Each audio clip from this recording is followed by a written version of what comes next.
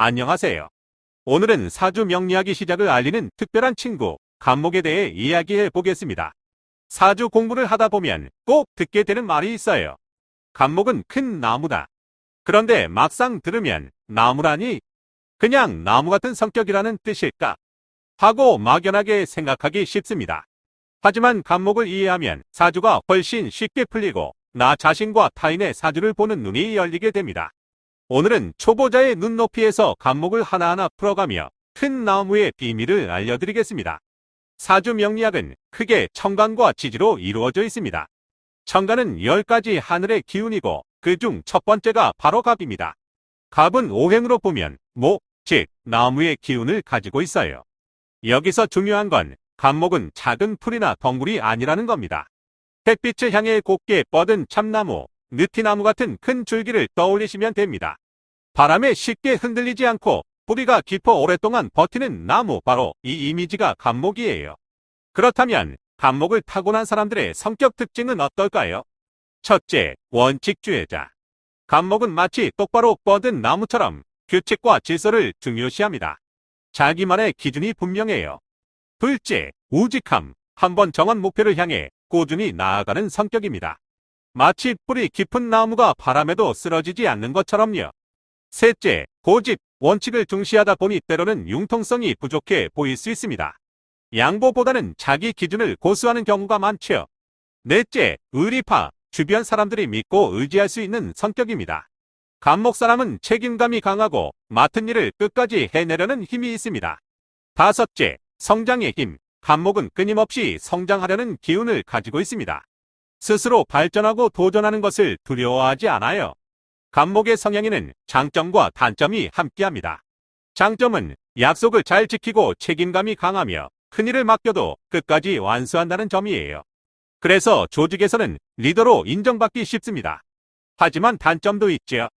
너무 곧아서 융통성이 부족하고 상황이 계획에서 벗어나면 쉽게 스트레스를 받습니다. 때로는 남들에게 답답하게 보일 수도 있습니다. 즉, 간목은 흔들리지 않는 강한 나무지만 바람에 조금 흔들릴 줄 아는 유연함도 필요합니다. 간목은 사주에서 단순히 큰 나무만을 의미하는 것이 아닙니다. 태어난 계절과 환경에 따라 해석이 달라집니다. 봄의 간목, 따뜻한 햇살과 비를 받아 왕성하게 자라납니다. 성격도 활발하고 추진력이 강합니다. 여름의 간목, 강렬한 태양 아래 불처럼 뜨겁고 에너지가 넘칩니다. 열정과 카리스마가 특징이지요. 가을의 간목, 결실의 계절에 태어난 간목은 균형감 있고 현실적입니다. 다만 지나친 자기 검열로 고민이 많을 수도 있어요. 겨울의 간목, 차가운 땅 위에 서 있는 나무처럼 끈기와 인내가 강합니다. 하지만 외롭고 고독해 보일 수 있습니다. 따라서 간목을 해석할 때는 반드시 계절과 환경을 함께 고려해야 합니다. 같은 간목이라도 태어난 시기에 따라 성격과 운명의 흐름이 크게 달라지거든요. 사주에서 간목은 단순한 성격 묘사가 아니라 인생의 방향성을 보여줍니다. 간목이 사주에 한 개나 두 개가 있으면 원칙적이고 리더십이 강한 성향이 나타납니다. 하지만 너무 많으면 고집이 세고 주변과 갈등할 수 있지요. 반대로 간목이 부족하면 추진력과 성장의 힘이 약해질 수 있습니다. 그래서 간목을 해석할 땐 반드시 다른 오행과의 균형, 계절과의 조화까지 함께 살펴야 합니다. 이제 간목을 간단히 정리해 볼까요? 간목은 큰 나무다. 곱고 강하며 의지가 강하다. 책임감과 신뢰로 인정받는다. 하지만 융통성 부족에 주의해야 한다. 계절과 환경에 따라 성격과 운명이 달라진다. 사주 공부를 처음 시작할 때는 복잡한 이론보다 이렇게 이미지로 기억하는 것이 가장 좋습니다.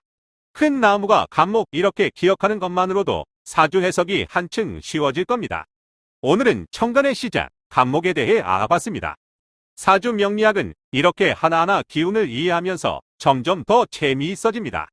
앞으로 다른 천간과 지지도 차례로 알려드릴 테니 구독과 좋아요 잊지 마시고 함께 공부해보세요. 당신의 사주 속 숨겨진 이야기를 찾아가는 여정, 지금부터 시작입니다.